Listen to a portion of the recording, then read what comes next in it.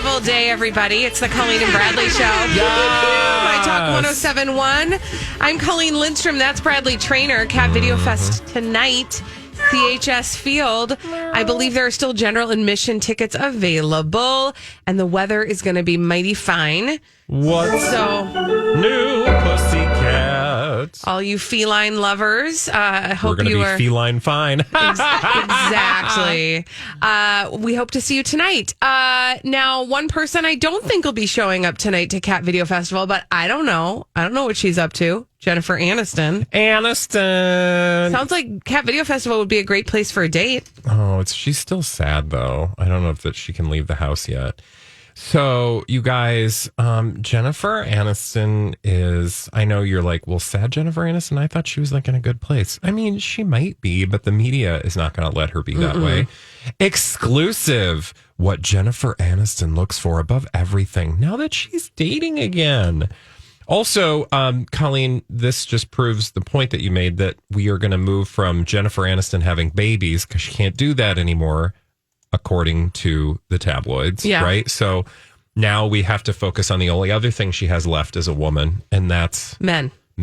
You know, I think I said that off the air yesterday. I don't think I actually made, but you said it. I did say it, and I just want to sort of plead the case very quickly. Yeah. If we pay attention to the storyline over the last few days about Jennifer Aniston, first we had the rumor that she and David Schwimmer were dating, and then we had this whole, weird back and forth between her and Justin Theroux, her ex-husband. Yeah. And I thought, that's interesting. I feel like what's going to happen now is we've pivoted, because she's now, over 50? 52. And, some might say she's past her childbearing years. Yeah.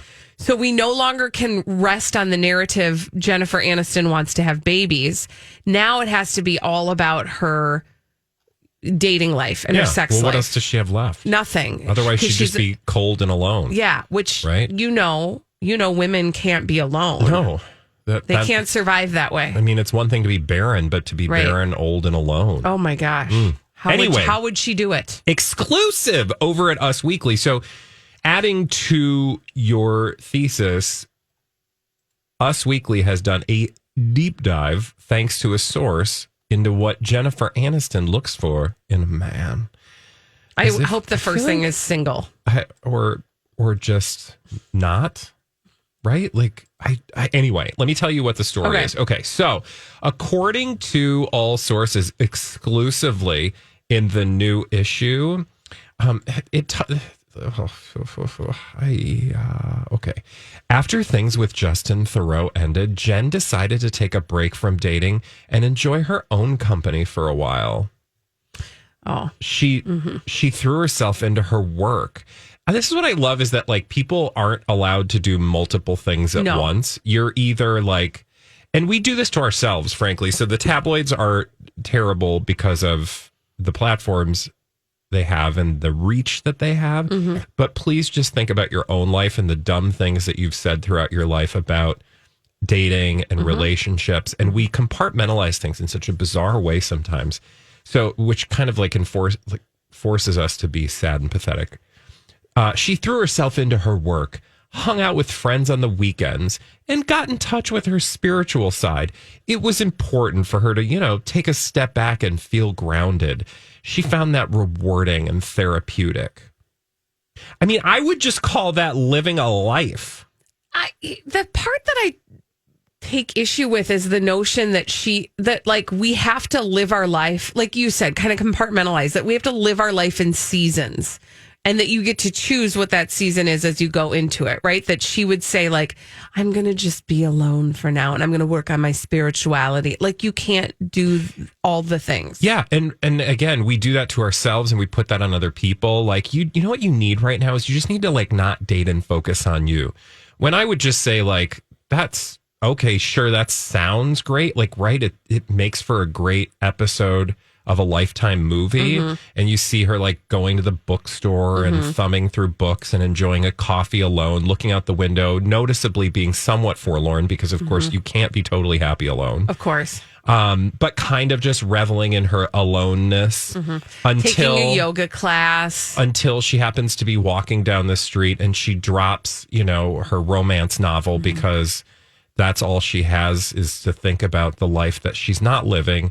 And as she, bends over to pick it up, some guy's like, here, did you drop this? And they almost accidentally kiss on the way up. And then perfect meet cute. And then everything goes slow motion. And then they fall in love and live happily ever after. Yeah. It's just not the way life works. But back to the tabloids and the very exclusive source who's talking to TMZ, Us Weekly. Same thing, not really. Eventually, though, Colleen, Jennifer did a lot of reflection. She decided to let loose and start dating again. Okay, wait. Can I give you what that scene looked like? It was a Saturday morning. She woke up and she was about to go about her regular routine of going to the coffee shop and reading her romance novels. And she sat up in bed and she stretched. And then she thought, I don't want to do that today. And then she took her hair out of her ponytail and she shook it out and she went, I'm going to look for a man. I'm looking sexy. And then there's a musical montage. Oh, God. This article goes on to say that, by the way, remember the payoff is supposed to be what is Jen actually looking for in a man? So we've gotten to the point in the movie where she's decided she's going to go after a man. Yeah. Also go after a man. Right. Like as if, you're on the hunt because that happens. Tell me how often you've been on the hunt. It's usually whenever I have it, that's when it doesn't work. Yeah, exactly. You just need to stop looking. Called desperation. You need to stop looking because once you stop looking, you're going to find something. Thank you. Oh my gosh. Thank you. Self-help book. I'm sorry. I just saw the next sentence. Quote, Jen is way more impressed by guys who are unaffected and have their, what? Because the next sentence is noting that she started to look outside of the entertainment world for her next partner. Oh, of course, clearly. Right? Like, I don't need an actor this time. She just can't be bothered by the life. She wants to have a breath of fresh air. Jen is way more impressed by guys who are unaffected and have their heads screwed on straight than the flashy, braggy types who are all over Hollywood. Continues the insider. What she looks for above everything these days, wait for it. I mean, it writes itself. So now we're to her list of what she's looking for in a man she's going to date. Okay. Kindness, humor, and good looks, of course. But more than anything, she's after chemistry. I mean, this is just crap. And I hope that the writer who wrote this is getting paid well for their fiction. Because I think very likely it's a combination of two things where Jennifer Aniston is concerned. First of all, this story is just like a dime store tabloid piece of trash. However, it's parading around as an exclusive, which tells me that the other possibility here in regard to our good friend Jennifer Aniston is that her and her people are fully aware of the need for her to have a narrative throughout the tabloid sphere. Right? Well, it's worked for her. Didn't you? I'm trying to remember if it was a podcast that you listened to or an article you read, but it was about basically how Jennifer Aniston had leveraged the tabloids and how that was really a partnership when we were going through the whole like Jennifer, like she played it up. Yeah. So you're referencing that episode, I believe, of the Decoder Ring podcast, which I think is titled simply Sad Jennifer Aniston. And it's actually sort of a brilliant, not sort of, it is a brilliant narrative on the history of tabloids and celebrity journalism, quote unquote. But buried within that, or as a means to tell that story, they focus on this idea that Jennifer Aniston is always just poor Jennifer Aniston, right? Like post Brad Pitt.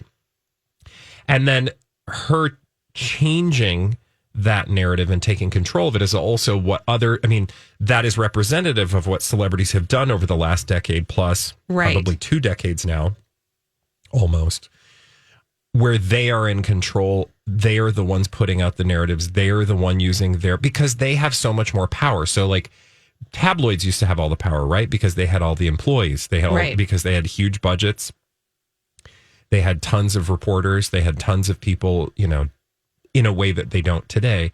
Those people have since gone on to do other things, which are things like working for celebrities directly with their PR. Like the power has shifted so that celebrities teams themselves are pushing narratives because tabloids are lazy. They're not doing the work. They will take your work and run with it. So just give them a story. Right. And that's why when I look at this exclusive in Us Weekly about Jennifer Aniston dating again, I'm like, I know we're all going to do the thing because now we're the audience is catching up to what's going on about 10 years too late. Mm-hmm. Example, Britney Spears, the documentary about Britney Spears, wherein we all went, oh my God, we've been horrible to Britney Spears. Right, like we did this. Anybody who's been paying attention knows that we've been doing that for years, but now it's changed. Right? Because of the Kardashians, because of people like Brad Pitt, Jennifer Aniston, Angelina Jolie. There's a way to leverage it. So that is all to just say, I would not be surprised then if Jennifer Aniston's people are fully engaged and not at the level of like, hey, Jennifer, I think now we're going to do this. I mean, I'm sure they have those kinds of discussions from a broader perspective. Like a high-level boardroom kind of tossing ideas out there, brainstorming thing. Yeah, but I bet there are people at a much lower level who are connected to promoting her, who are out there sourcing themselves to tabloids. I'm telling you, you should watch, now I'm going to get it wrong, the show Flack. Yeah, you've referenced this before. Yes. What's it on again? So that's on Amazon. And it centers around a person who works for a PR firm. And it's sensationalized, but you do get that sense of like where the interns are trying to get the attention of the paparazzi and how they manipulate storylines because they know what's going to sell magazines and what's going to make their clients continue to look good. And it's a fascinating, it will confirm all the things that we think. And who's that guy? This is a question I'm asking you to have the answer for. And I don't think you do, but you'll remember I started reading this book. It's like everything. It's basically proving the fact that nothing is real and everyone's smokes. I will find the name of the book, but he talks about, as someone who worked PR and marketing and branding and getting stories out, he talks about how he manipulated, like they would plant really negative stories about somebody they were trying to get positive PR for because they knew that they could plant these negative stories and in turn it would create this backlash that would get, I mean, so it's like there are people on that level who are literally doing that, even if the person that they're talking about has no clue. Idea. Because all they want is to make sure they're getting good press. And at the end of the day, if they get that and it gets them jobs, that's the measuring stick. When we come back on the Colleen and Bradley Show, we're going to get all the dirt straight from Hollywood with a dirt alert with Elizabeth Reese after this on My Talk 1071.